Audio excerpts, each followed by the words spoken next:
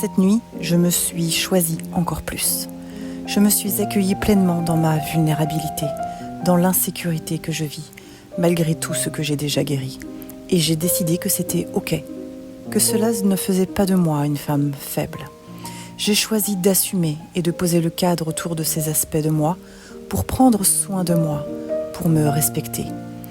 Je me suis tellement souvent dénigrée. Tu n'es pas assez forte, tu en es encore là. Prends sur toi, ce n'est pas à l'autre de te sécuriser. Tu psychotes. Bref, j'ai longtemps été mon pire bourreau, ma meilleure ennemie.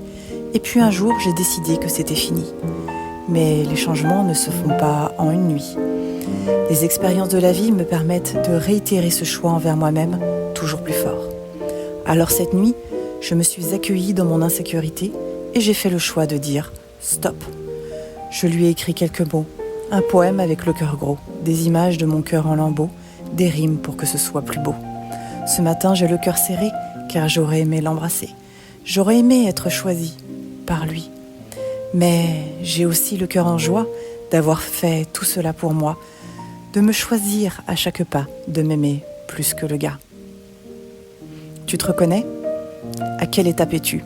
Celle de ta meilleure ennemie ou celle de ta meilleure amie ? Ce cheminement correspond aux 12 clés du tétraèdre. Clé numéro 1, tu es un être divin qui a oublié qui il est. J'ai arrêté de me dénigrer. Clé numéro 2, ta vie est toujours le résultat de tes choix. Je choisis de prendre soin de moi plutôt que de nourrir un espoir. Clé numéro 3, tes relations sont à l'image de ce qui se passe en toi. Cet homme a réveillé mon insécurité. Je la regarde et je l'accueille. Clé numéro 4, l'équilibre est la clé de l'harmonie. Mon équilibre est plus important que mes fantasmes ou mon besoin d'être aimé, car je m'aime assez. Clé numéro 5, agir c'est créer, réagir c'est subir.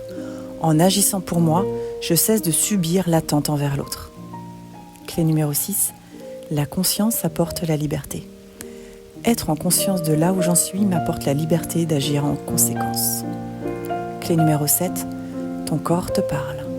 Mon corps brûle de désir pour cet homme, mais ce n'est pas suffisant, car il se contracte aussi de peur quand il s'enferme dans le silence. Clé numéro 8, un non-dit est un poison. J'ai osé poser le cadre pour ne pas me perdre, pour ne pas avancer avec des fondations bancales. Clé numéro 9, le flou engendre le flou. Si je ne me connais pas, je ne peux pas mettre de sens sur ce que je vis et je me laisse happer par mes tourments intérieurs. Connaître mes limites et mes besoins me permet de prendre soin de moi et d'être clair sur ce que je veux vivre. Clé numéro 10.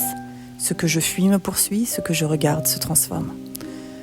Je n'ai pas fui mon insécurité cette nuit. Je l'ai accueillie pleinement, comme une amie venue me montrer une plaie pas encore complètement cicatrisée. Clé numéro 11. Les bénéfices secondaires sont à prison.